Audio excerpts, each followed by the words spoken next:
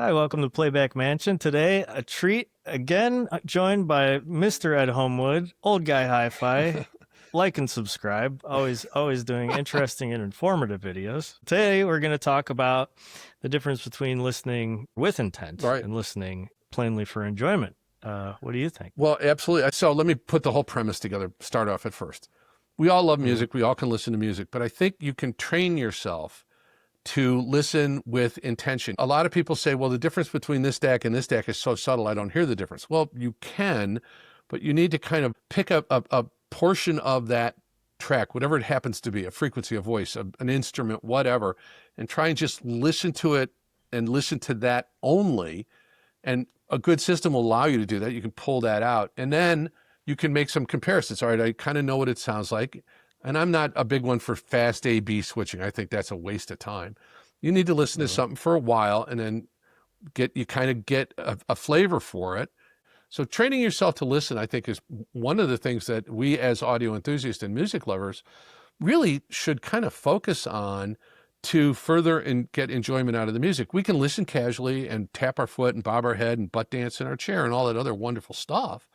But if we're wanting to listen to the difference between two turntable needles, you need to kind of listen with intent and try to discern. All right, I noticed that the bass on this track was a little better with this cartridge than that cartridge. I noticed the mid-range, the vocals sounded more natural.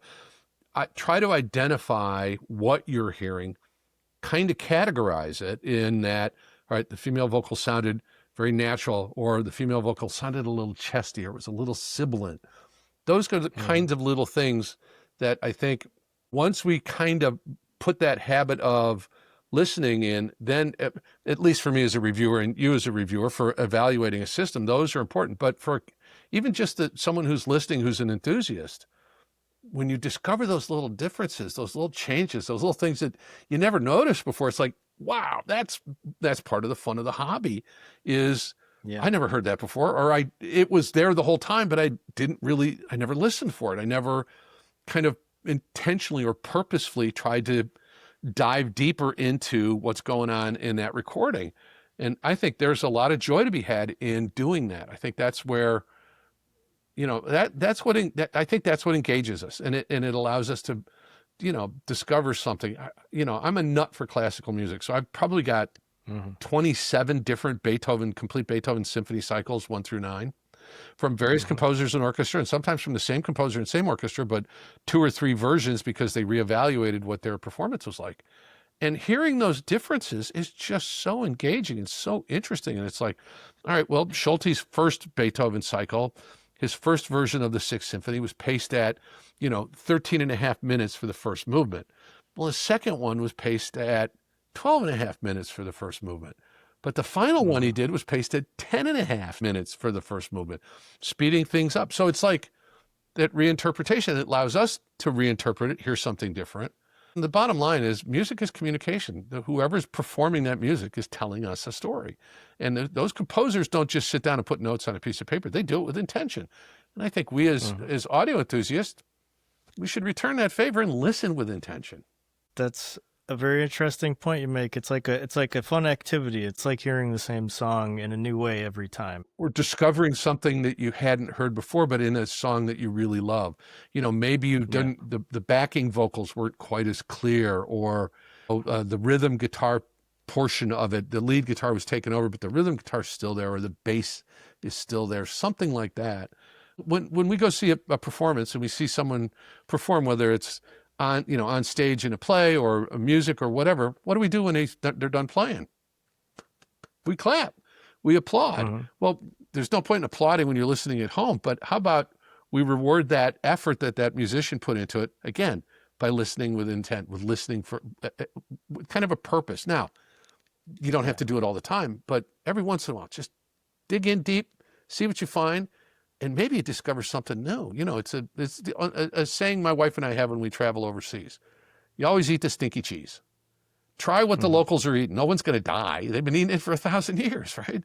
Try something different. Try to listen different. Try maybe some music you never heard before, or try, the pitfall nowadays is everything gets remastered. And I'll tell you what, most of the time it's done terribly. So try to find the original recording if you can and listen to that. instead of, There's a reason original pressings go for 10 times more than the second. well, you're absolutely correct. I mean, if you can find a, if you can find a good, a VG or very good, or near pristine first pressing, UK pressing of Pink Floyd's Dark Side of the Moon, oh yeah, it's $5,000-6,000 for that thing. Wow. Now I still have my original US first pressing. It's not worth quite as much as the UK pressing. It's That worth something, still I guess. sounds pretty special. Yeah. But you're talking about how all this music is communication, and so I mean the difference between reading a book or watching a video and listening to music, it's a different form of communication. And it sounds like what you're saying is you could be rewarded by listening to different systems or different versions of the same song or different pressings of the same album because you're receiving a different message essentially from doing it that way. It's like talking to two different people. You know, someone, you may be talking to a male friend of yours who's got a deep voice and a female friend of yours who has a higher pitch voice. They could read the exact same thing. Let's say they had a script and they were reading the exact same thing, but the way we would interpret it is possibly very different because of just the voice, the presentation, how they're phrasing, where they're putting the emphasis on words and things like that. And that's a big part of music. If you look at an arrangement, you can arrange a song 10, 20 different ways. I mean, David Chesky sold Chesky Records a number of years ago, and he started a new company called the Audiophile Society. And they just released a recording. It was a tribute to the Modern Jazz Quartet. Well, the pacing, the timing, the arrangements are different than the original Modern Jazz Quartet. So you're hearing that maybe a song that might be familiar to you from MJQ, but you're hearing a different interpretation. So it's like having a different singer sing the same words, or maybe instead of playing it on a piano, they're playing it on a guitar. There's a new discovery. I heard something I hadn't heard before, and to me I want to gather as many of those experiences as I possibly can, put them all in my backpack and carry them around with me. Because to me, that's the most important thing. Is music can be cathartic. Music is probably one of other than voice and singing and things like that, but we've been making music since probably caveman days, banging on a hollow, the drums or whatever, it is an integral part of our being. It's an integral part of our communication, even though it's not a vocalization. Sound and vision that's our lives. We're always listening. You can't turn your ears off. We're always looking. Well, I find it to be a lot of fun to close my eyes and just listen sometimes. And that's the rewarding thing for me, because again, here's Beethoven talking to me from, 300 years ago. And, Sir George Schulte kind of retelling me what Beethoven said, his interpretation of it. That's magic, man. That gets just spine tingling. I get a kick out of those Rachmaninoff recordings he did on a player piano type of recording system, so you can actually hear his touch. Because he was a great pianist as well as composer. Mm-hmm. That's like one of the earlier examples where you can reach back and actually hear the genius at work and not have it be interpreted. Right. Well, one of the cool things that I did was, have you ever heard of the composer Antonin Dvorak? He wrote the Symphony from the New World. He was one of the few kind of traditional classical composers that actually came to the U.S. And he was, I believe he's Hungarian. And there was a Hungarian enclave in the northeastern corner of Iowa in a town called Spillville. And a philanthropic rich lady from New York paid for him to come to the U.S. to compose, to perform, to give speeches, to entertain. And during the summer, he went off to this Hungarian enclave in Iowa. I believe it's Hungarian, and spent the summer there. And that's where he started writing the Symphony from the New World. That was the inspiration. Well, I went to Spillville, Iowa, and I got to sit at the organ in the church where he was composing that symphony. That was so cool to do. I mean, it was an old organ. This is in the 1880s, 1890s. Still worked. Yeah. All right, here we go. That's one of the great pieces of music. I think one of the great symphonies. And the fact that it was written here, it was his interpretation of what he was experiencing in the New World.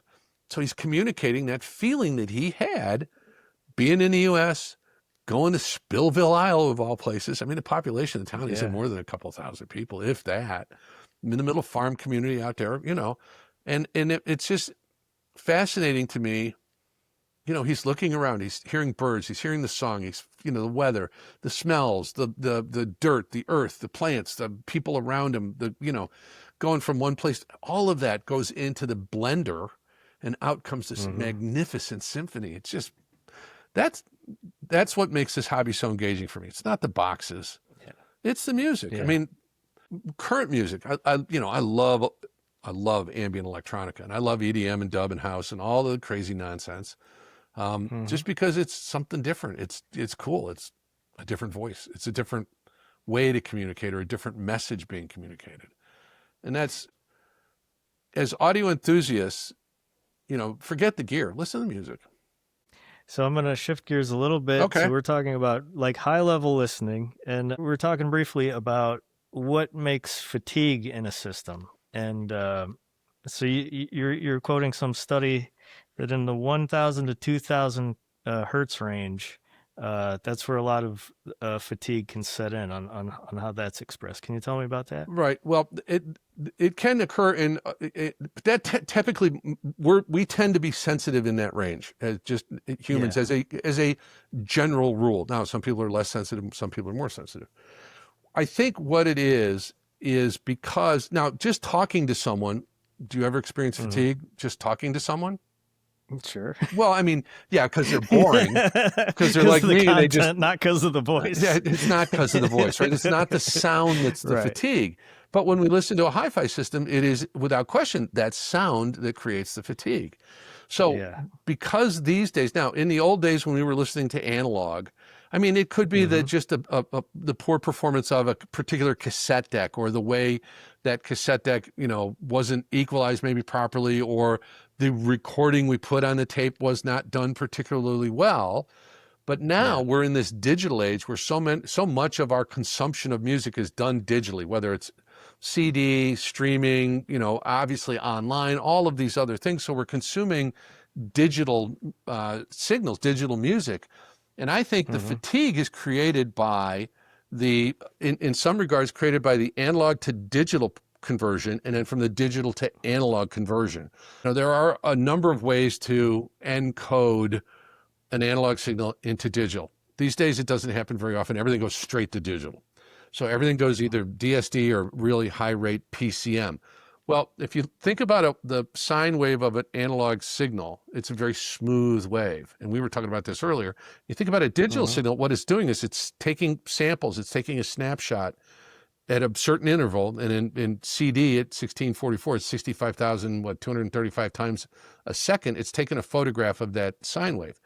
So while our brain wants to put it together as a contiguous sine wave or continuous sine wave, it is in fact not. So now we're going to take that digital sine wave and we're going to reconvert it back to an analog, try to get it back to an analog sine wave. So we run through a DAC. Well, back in the early days, DACs didn't oversample. They were basically like an R to R DAC. They would just take the 16-bit word, boom, and decode it. But as they, I think a lot of times in engineering in general, and certainly in this hobby, there's research and engineers who do things because they could, not because they should. And so what happens is they started oversampling. And the idea was, with 1644, you have to have a brick wall filter at 22,050 cycles. It has to be half that sample rate. It's called the Nyquist frequency. And so you got to just cut off everything at that point. Well, I think that filter, the quality of that filter, if it's poor, creates harmonics and distortion that come back into the audio wave. And I think because many of us are sensitive in that 1 to 2 to 2.5 K frequency range, those harmonics come back in, and they're not harmonics, they're actually odd order, or their intermodulation comes back in an area where we can hear. And while we can't necessarily identify exactly what we're hearing, it causes our brain to not be able to process the signal the way we would if it was a smooth, normal analog sine wave. And so the oversampling thing becomes, let's push that filter out further so that if there are any audibles coming back in, we were so far up in the frequency, 24, 1, if you take 1644, and this is my recommendation to anybody, if you want to oversample 4x. So don't do 1644 to 24 192. Do 1644 to 24 176.4, because that's an actual integer. 44.1 is an integer of that. If it's 2448, yeah, go to 192 because that's an integer. So if you're going to oversample, now we're pushing that brick wall, that filter way out. It can be a much gentler slope. But the problem still is with Delta Sigma DACs, all of them, they oversample like crazy. So it is not uncommon, and this is a thing that I harp on, and I feel like a broken record sometimes. I think that with the exception of one piece of gear that I've just recently reviewed, I find that most ESS Sabre DACs exhibit what I call Sabre glare. That's because typically they can only process one bit at a time, and they have to oversample it 256 times. Well, that's switching. That's a noise. There's artifacts. There's all kinds of stuff that creates that then has to be filtered out. Well, why create it in the first place to filter it out later on? So an R2R DAC doesn't do that. An R2R DAC doesn't have to oversample. It can, but it doesn't have to oversample. It can take a 16-bit or 24-bit PCM word, boom, and just decode it without oversampling. And I think that's why, at least very recently, R2R DACs have gained a lot of attention and garnered a lot of praise for their quote-unquote analog sound. Well, yeah, because they're not oversampling the daylights out of everything. Yes, there's some noise shape. Yes, there's some DSP that goes on. Yes, we have to convert, asynchronous USB or SPDIF into a PCM signal that we can then decode. But that happens before the DAC actually sees the signal. So the DAC can just take it, boom, and does it just naturally, just natively. And that's, I think, one of the interesting things. Now, there's some hybrid chips, Delta Sigma chips that can do stuff like that, like from AKM. I just recently did a unit from Luxman, that has the new ROM DAC chips. And they're very close to the AKM. So as we listen to so much digital and there's so much filtering and so much, that conversion process creates anomalies in the music signal. And I think that's what generates in most people that fatigue. I think now, because our speakers can be more accurate, they're doing a better job with that with computer modeling. Our amplifiers are more accurate. But now it's the digital becomes the source of a lot of the fatigue. If fatigue in the digital, you have maybe a shouty speaker. You can still get a shouty speaker. Maybe you have an amp that's clipping. It just exacerbates it, and it adds on, and it multiplies that. And then, suddenly within a couple minutes, you're going over to turn it down or switch tracks or just get up and leave. And that, I think, creates stress. And I think so. Now I understand better your argument that the source, because forever people have been arguing that, the speakers are the main sound of the system. And I guess that was the case for most of the history of home audio. No, but more recently, it's actually the source, or not? Yeah, the source because of the digital fatigue phenomenon you're talking about. I would say that it goes all the way back to the beginning. I mean, the source is the single most important thing. If you have a poor source, then you can have the best gear following it in the chain, and it's just going to reproduce that poor sound. So. Yeah. And it has to be a balance, obviously, financially and all these other things. So get the best possible source you can, whether it's your streamer, your CD player, turntable, whatever it is, make that really good. Spend, if you're building a system, spend the lion's share of your money there. Then look at the next piece in the chain. If we got a DAC and we're feeding it if we're feeding it from a streamer, the streamer needs to be really good. Yeah, and that gets to be a challenge because streamers typically suck. But you can make them work. So a streamer and a DAC, I'd almost put them kind of as one thing. You can't have one without the other, right? So look at that if that's going to be your source. I personally prefer streaming from a PC or a Mac over asynchronous USB, and then I use, whether you use Roon or Artivana, HQ Player, Foobar, JRiver, whatever it is, That's going to Yeah. give you a way better signal than any streamer, honestly. And then the Okay. DAC. So the DAC needs to be an important part of it. Then, what's the next piece? Your amplifier, then your speakers. Hmm. And then the biggest part of it is not the electronics, it's the room. But if you got a shouty system, I don't care what you do in your room, it's still going to be a shouty system. The only general statement I can make is that you take care of those things, the streamer, the amp, and the speakers, and the room, and then you can actually tweak your sound with things like isolators and your cables, and and positioning. I mean, that's just as That's important as the room. huge. Yeah. You should spend weeks just moving your speakers a couple inches at a time, just angling them a little bit at a time. No, And unless once it hits, like you'll know it. Like, now, yeah, here's and the just crazy leave it thing. there. I've been listening in that room over there for 30 plus years. I'm Mhm. still moving speakers around in there. And that's like, I've been to that room. Yeah, I mean, it's you have those thin the thin foam on the side walls. It's not like an anechoic chamber. It's definitely a lot better than most people, and it's in a basement, so it's got concrete floors and all that kind of stuff. But it's a lot more dead than a typical room, I would say. Yeah. But yeah, even then, what you're saying is you still are moving the speakers around. Well, and part of it is even speakers I own that I've had for a long period of time, I'll drag them out because I feel like just, a reset. I'm going to go back and listen to what, my reference speakers from, 1995. And I still own them. You didn't see them. They were in another part of the basement. I'll bring those out and it's like, all right, I know I positioned them here, they sat in this one spot for 12 years. No, I got to move them, then tweak it here. Oh my God, that's better than it. So it's always a discovery thing. But there's another variable that we never take into account, and that's us. So if your blood pressure's up, you're not going to hear the same because there's going to be pressure in your eardrums. If you're stressed, you're not going to hear the same because your brain isn't going to be as receptive. You're going to be preoccupied with what's stressing you out. If you have, if your stomach's bothering you, you don't feel good, you got a little bit of a flu coming on, you're a little congested, that affects your hearing. We're also one of the components that needs to be factored into how a system sounds. And that's the one thing that rarely gets talked about, is to try to get the part that we can control, the music part of it, the reproduction part of it, as good as can possibly be done. And then it's up to us to find that space, that time, that, there are times when I don't feel like listening. I'm sure you get the same thing. I don't feel like doing it. I'm going to I'll watch a YouTube video. And then there's times it's like, God, I really want to go listen now. So we're a variable, as well as the gear and the room and the weather and the barometric pressure. And, all of those things have an impact on all of it. And at some level, you have to be cognizant of the impact that they have. And then at some level, you got to just be able to say, screw it, I'm going to listen. I don't care, period. And ignore it and just accept what you got. And that's, I think, the realization that the gear isn't the thing, it's the music that's the thing.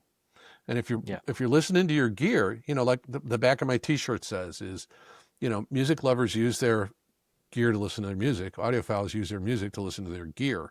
And that's a quote from Alan Parsons, the recording person. And that's so true. Just listen to the music. That's what got you involved in the hobby in the first place. Otherwise, go play, I don't know, take a computer apart and resolder the board or something. Because, what was it that drew you into wanting to have a good hi-fi or have it, a decent hi-fi? It's the music. So let's get back to that as fast as we can and as often as we can. Very good. Well, words of wisdom, as always, from a friend Ed Homewood. So thank you for joining me. Subscribe to Old Guy Hi-Fi if you haven't already. And subscribe to Playback Mansion if you haven't already. That's what I'm talking about. And we love your comments. Put your comments down below. And we want to hear what you guys have to say about all this. Thanks again, man. All right. Thanks, everybody.